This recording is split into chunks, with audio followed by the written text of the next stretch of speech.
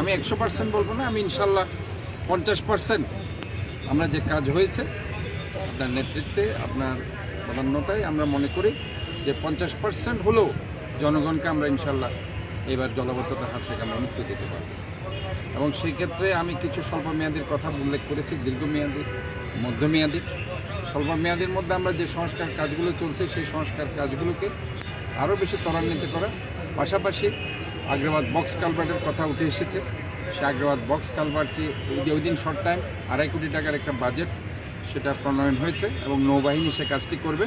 নৌবাহিনীর যিনি প্রধান উনিও ছিলেন চট্টগ্রামে, এবং আমরা আশা করছি ওই দিন শর্ট টাইম আগ্রাবাদ বক্স কালভার্টটা যদি আমরা সংস্কার করতে পারি তাহলে পরে আগ্রাবাদের যে কমার্শিয়াল জোনে যে পানিগুলো উঠে সেগুলো ইনশাল্লাহ হবে।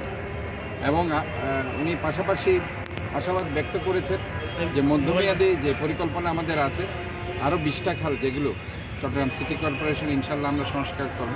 কারণ আপনারা জানেন 57 খালের মধ্যে 36টা খাল সিডিএ করলো, একটা খাল শুধু আমরা করছি, আরও 20টা খাল রয়ে গেছে।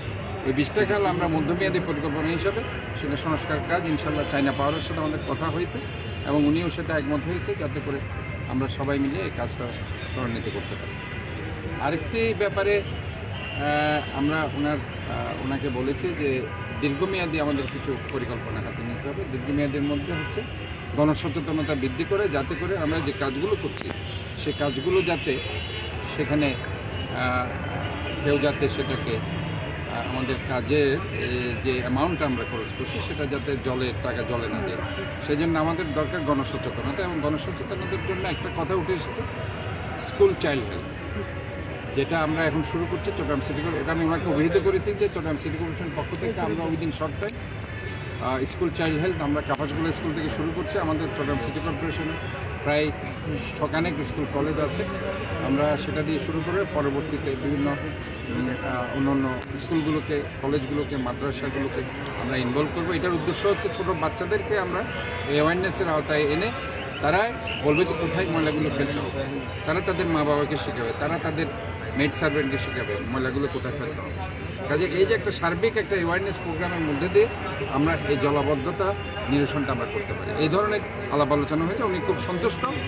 এবং উনি হাটহাজারীর যে রোডের যে যানজটের ব্যাপারে কিছু কথা সেখানে উঠে এসেছে এবং একটা হার্ট ফাউন্ডেশনের একটা জমি হস্তান্তর সেখানে হয়েছে।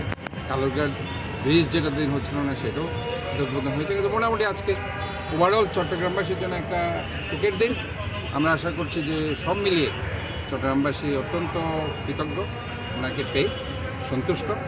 এবং আমরা ওনার কাছ থেকে আরও কিছু কথা আমরা বলেছি, বিশেষ করে আমাদের চট্টগ্রামের যে সংস্কার করার জন্য পরবর্তীতে 36টা খাল যে আমাদেরকে বুঝিয়ে দিবে, এটার জন্য আমাদেরকে একটা মেনটেনেন্স কস্ট দরকার, সেটা আমি বাজেট দরকার, সেটা আমি ওনাকে বলেছি।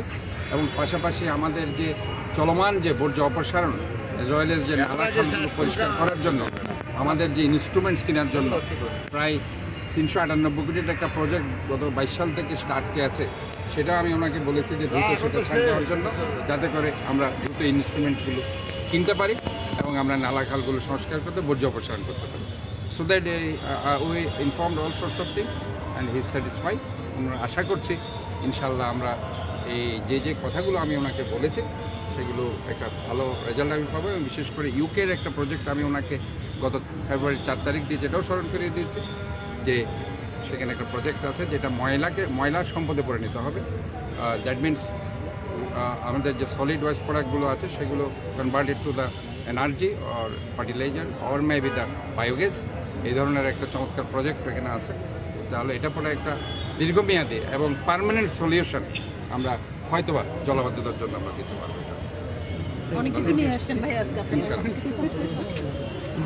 নগদ পেমেন্টে 500 টাকা পর্যন্ত ক্যাশব্যাক আর লেনদেনে প্রতিদিন ডিপ ফ্রিজ এবং ঘন্টায় ঘন্টায় এসি টিভি সহ দারুণ সব গিফট।